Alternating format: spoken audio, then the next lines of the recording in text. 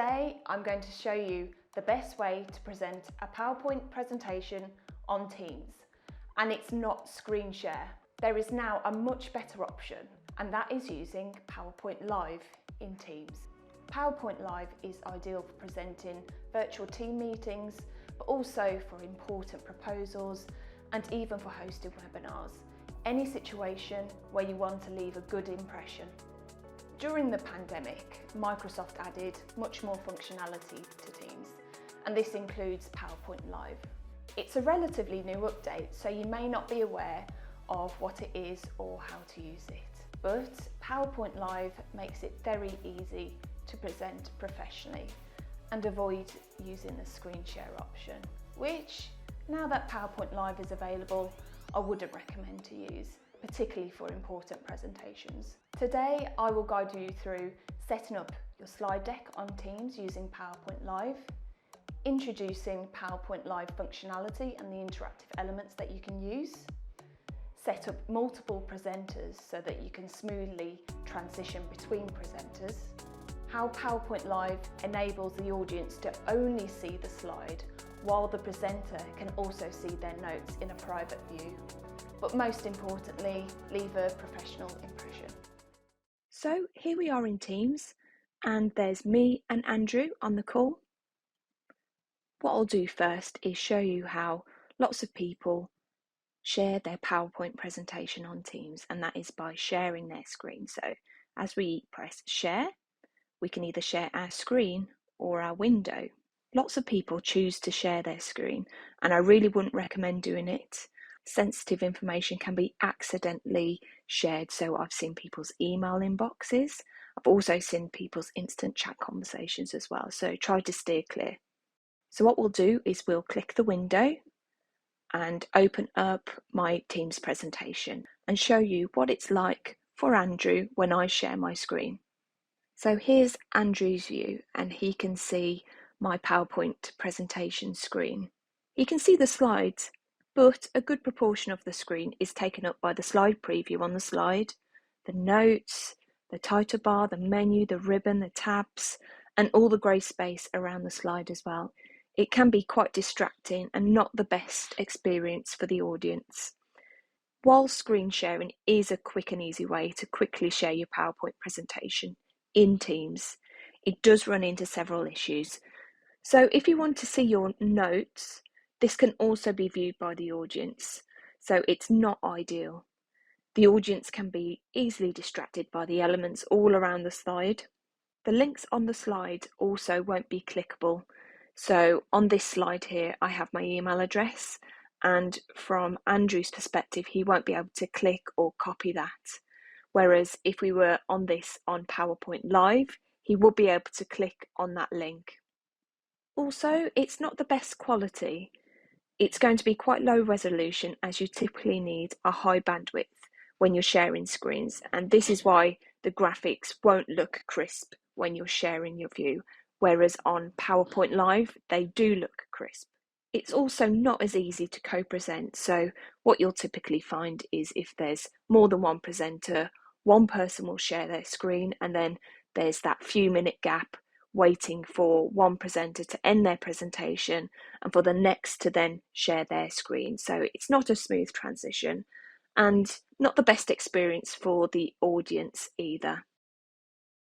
So what I've done now is switch back to my screen. So here's the screen for my PowerPoint presentation, which I'm sharing with Andrew. While you're sharing your screen as a presenter, you can't see the Teams chat, and you can't see any raised hands either, so you miss out on opportunities to interact with your audience. So I've stopped sharing my screen now and headed back to Teams. What I'll do now is show you how to upload a PowerPoint presentation into Teams using PowerPoint Live. Much like sharing your screen, what we do first is click the share icon button. We can see the share screen and the share window options. And then just below that, we see PowerPoint Live, and below are the PowerPoints that we've recently interacted with. If the PowerPoint presentation that you want to share isn't in this option here, under PowerPoint Live, what you can do is upload the file by clicking Browse OneDrive or Browse My Computer. And those options are just below PowerPoint Live. If you can't see it, then it may be that you need to just scroll down.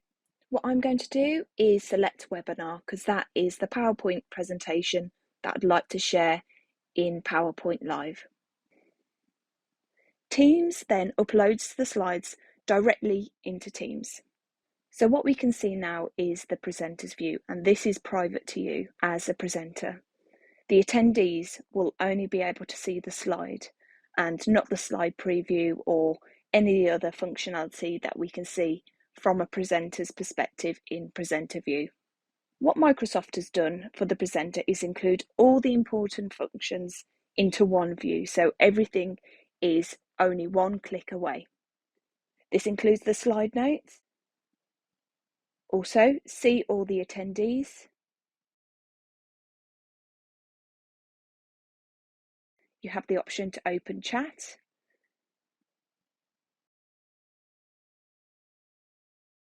you can also see reactions of the attendees in real time, and this includes raised hands, so if anybody has a question, you will be able to see straight away.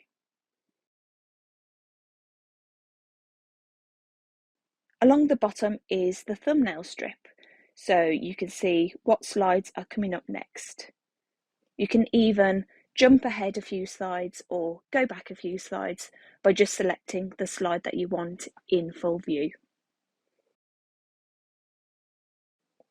There is also the presentation grid, so if you have quite a lot of slides like we have in this presentation, which was for a webinar, it means that you can skip ahead to the call to action slide, or if someone has a question from earlier on in the presentation, it makes it really easy to skip back to one of the first slides, even if it was 100 slides ago.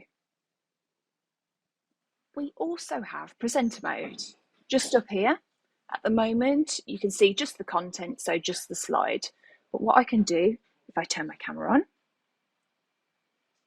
and press this button here, all of a sudden, we have me presenting as well. So I think when Teams and Zoom first came about, you did lose that human element, but this is Microsoft's way to bring it back to the human element, make it more personable.